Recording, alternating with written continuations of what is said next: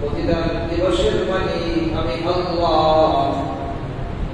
তোমাদের এই মালিকানা একদিন থাকবে না, তোমাদের এই রাজত্ব একদিন থাকবে না, তোমাদের এই ঘর বাড়ি একদিন থাকবে না, তোমাদের এই যৌবনকালটাও থাকবে না। এইভাবে সব কিছু বিলীন হয়ে যাবে। একদিন আমি আল্লাহ সত্যিকার যে মালিক, আমার কাছে সেই মালিকানাটা ফিরে আসবে। এই জন্য তোমাদেরকে ভালোভাবে তৈরি হতে হবে, তোমাদেরকে রেডি হতে হবে, তোমাদেরকে আরো চিন্তাশীল হতে হবে।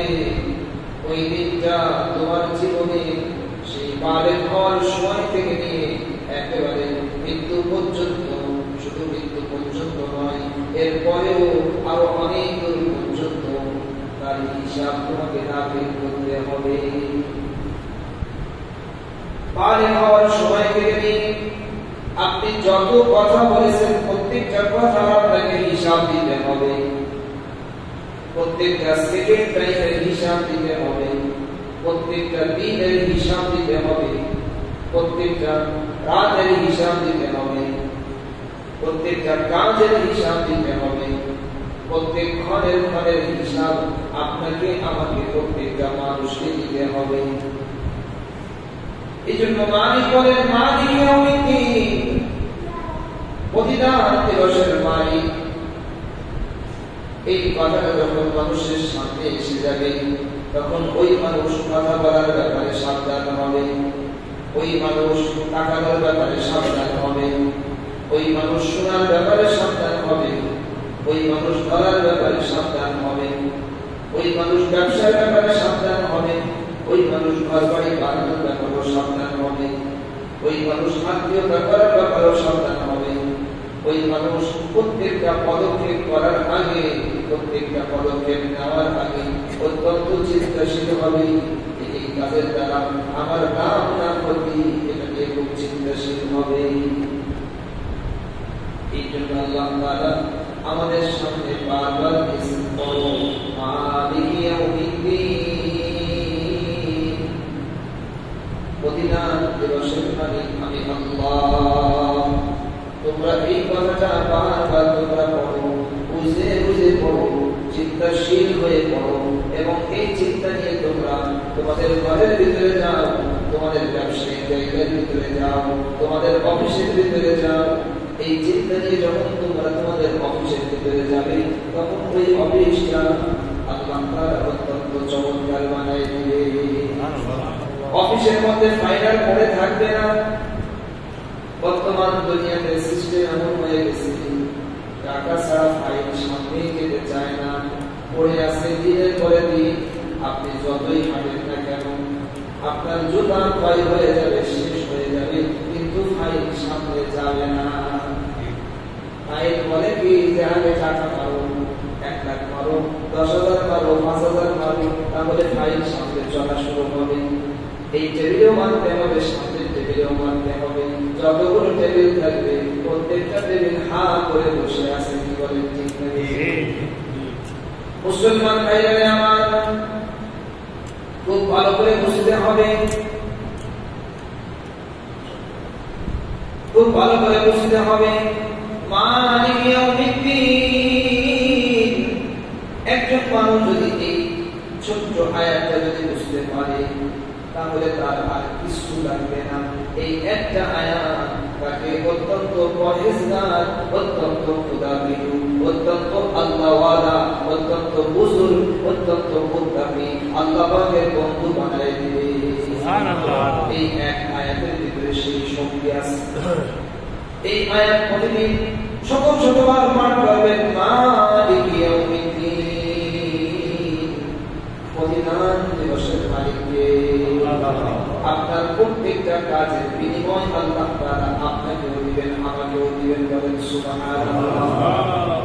প্রতিদান দিবসের ব্যাপারে সব নবীরা এসে ওই প্রতিদান দিবসের কথাই বলছেন, আখিরাতের কথা বলছেন। তোমরা প্রতিদান দিবসকে ভুলে যেও না, কিয়ামতের দিবসকে ভুলে যেও না, দুনিয়ার অন্য যা ভুলার দরকার আছে ভুলে যাও, কিন্তু প্রতিদান দিবসকে ভুলবা না।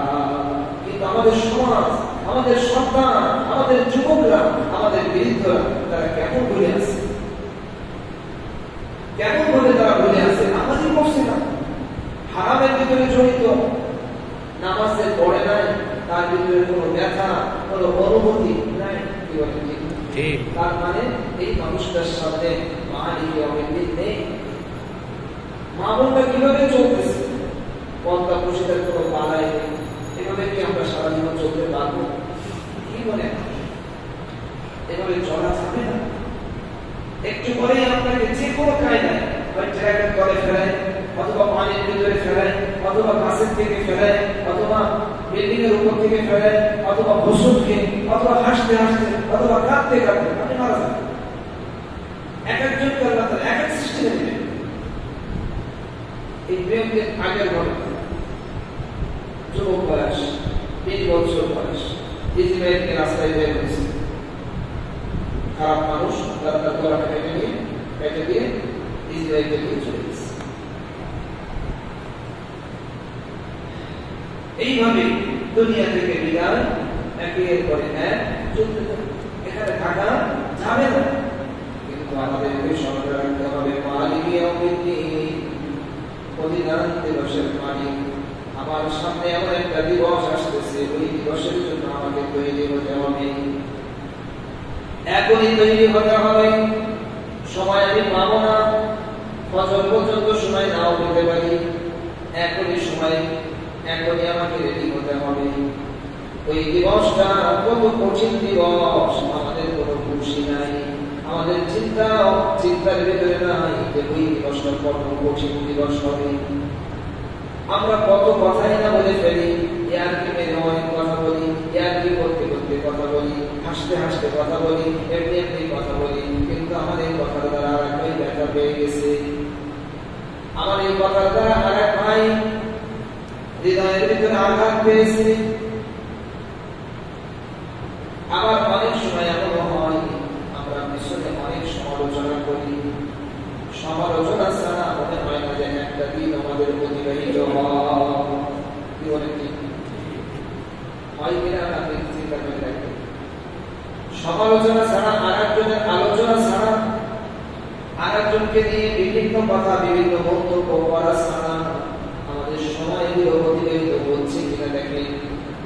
এগুলোকে সব বাদ দিয়ে দিতে হবে, পরনিন্দাকে বাদ দিয়ে দেন। আর একজনকে নিয়ে ভাবনা নাই, আমার নিজের ভাবনা, আমার কি হবে, আমার কি হবে। নিজেকে নিয়ে তৈরি হন, নিজের ব্যাপারে প্রস্তুতি নেন। একজন মানুষের সামনে যখন মালিক ইয়াউমিদ্দিন থাকবে, আর একজনের ভাবনা ভাবার সময় কোথায়, আর একজনের দোষ ত্রুটি তালাশ করার সময় কোথায়। আমি নিজে তো হাজার হাজার দোষের ভিতরে নিমজ্জিত আছি, কিভাবে ঠিক হবে, ঠিক কত না আমার দোষ আছে, আমি নিজেও জানি না। এই জন্য মালিক ইয়াউমিদ্দিনকে সামনে রাখেন। মালিক ইয়াউমিদ্দিন অত্যন্ত ভয়ঙ্কর কথা, অত্যন্ত কঠিন কথা। আল্লাহ তাআলার সামনে যখন আপনি যাবেন, তখন আপনি বলতে পারবেন না রব্বুল আলামিন, এই দিবসের কথা আমার জানা ছিল না। আল্লাহ তাআলা বলবেন, কেন প্রতিদিন তুমি এটা পড়ো নাই? তুমি তো প্রতিদিন নামাজে দাঁড়িয়ে দাঁড়িয়ে পড়েছো। আর যারা নামাজ পড়ে না তাদেরও কিন্তু এই সূরাটা মুখস্থ আছে। মালিক ইয়াউমিদ্দিন, কিয়ামত দিবসের মালিক, প্রতিদান দিবসের মালিক।